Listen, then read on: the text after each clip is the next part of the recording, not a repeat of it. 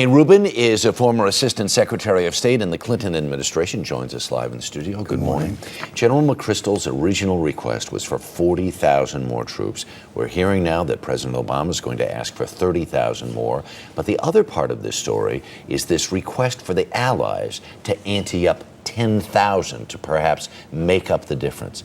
Can the Obama administration prevail on these other countries to come up with 10,000? Well, I think so. I was just in Madrid yesterday and talked to a number of different officials from European countries. And I think if the president can make this more of a NATO mission rather than an American mission with help from its friends, that it is possible to secure additional troop requirements. But it's going to have to be sold as a NATO mission and in a big way. Up till now, so far, the administration's case has been limited to al-Qaeda and the threat from 9/11 that it poses, but not so much about Taliban and the risk of the Taliban returning to power. I think that moral case of what would happen to the people of Afghanistan is something that will sell well in places like Germany and other countries, or else we're not going to be able to get those 10,000 troops. And that won't be an easy sell necessarily, because as the support for the war has dwindled here, it's even a more precipitous drop in especially countries in Europe.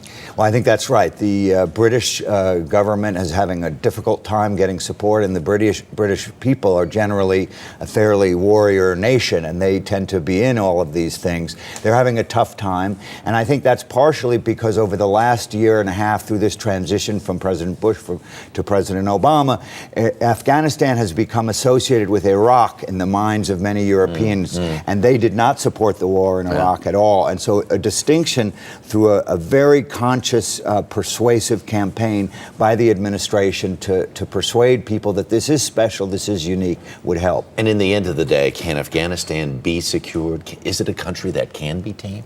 Well, tamed, secured, yes. Can it be a thriving democracy? Not for a very long time. But I think we can, over a long period of time, with sufficient force and sufficient leadership, make it a place where the Taliban cannot come back and can never again put its people through that misery and allow al-Qaeda to do to us what they did on 9/11. Jamie Rubin, thanks very much for stopping in. Have a good holiday today. Thanks. We appreciate it.